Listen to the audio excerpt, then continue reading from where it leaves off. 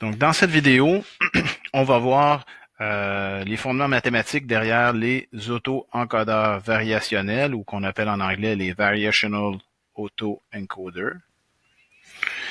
Donc, je vous rappelle que le but des auto-encodeurs variationnels, c'est de prendre en entrée un vecteur X, on le donne à manger à un encodeur qui, lui, va estimer la distribution P de Z étant donné X. Et là, on va générer un Z ici qu'on va échantillonner de P de Z étant donné X. Et on va prendre ce Z-là ici et on va le donner à un décodeur qui, lui, devrait nous retourner un X'. Donc, idéalement,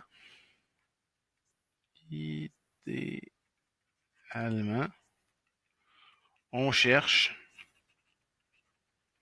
à estimer P de Z étant donné X. Oh, X vecteur, si j'ai oublié. Le problème, c'est que P de Z étant donné X peut être arbitrairement compliqué et donc difficile. Donc, problème, c'est P de Z étant donné X peut être compliqué et difficile à échantillonner. Donc, c'est compliqué et difficile à échantillonner. Une preuve de ça, c'est que P de Z étant donné X par la règle de Bayes, c'est égal à P de X étant donné Z fois P de Z divisé par P de X. Ça, c'est Bayes qui nous dit ça. Hein? Ça, c'est Bayes qui nous dit ça. Ça, c'est P de X étant donné Z, c'est relativement facile. Ça ici, c'est relativement facile. En fait, on peut voir ça comme un réseau de neurones. Hein? Le réseau, ici, le décodeur, c'est P de X étant donné Z. P de Z, ça aussi, c'est relativement facile. C'est relativement facile, P de Z, parce que on peut supposer, par exemple, que P de Z, c'est une distribution gaussienne, comme on avait fait avant. Par contre, le dénominateur P de X, ça, c'est difficile. En fait, c'est difficile parce que c'est ça qu'on cherche à estimer depuis le début, P de X. Puis on cherche par tous les moyens à ne pas estimer P de X, parce que ça, c'est très complexe à représenter. Donc, au lieu d'estimer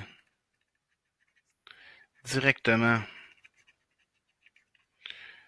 P de Z étant donné X, parce que c'est trop difficile, on va l'approximer par une distribution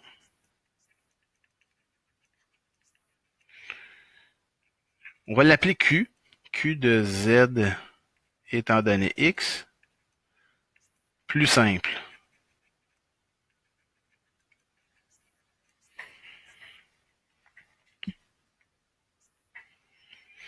Plus simple et plus facile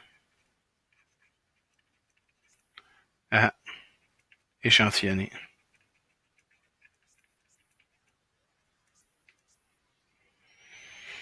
Donc, en gros, donc si je résume, je cherche, plutôt je souhaite avoir un Q de Z étant donné X,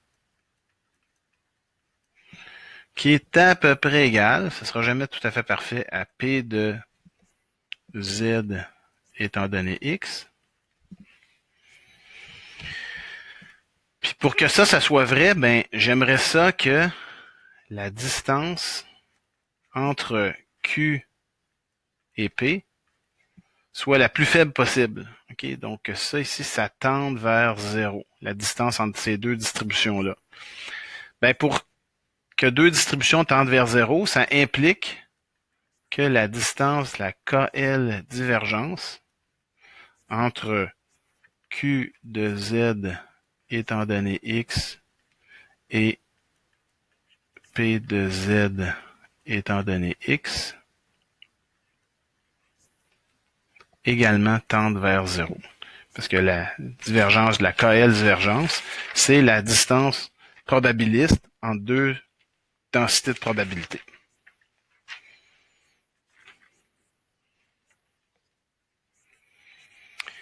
Et faire ça ici, donc estimer P de Z étant donné X avec une distribution Q qui est plus simple, ben c'est un processus qui porte un nom qui s'appelle l'inférence variationnelle. L'inférence variationnelle. D'où le nom Variational Auto Encoder. D'où le V ici. C'est de l'inférence variationnelle. Dans la prochaine vidéo, on va voir en quoi consiste l'inférence variationnelle.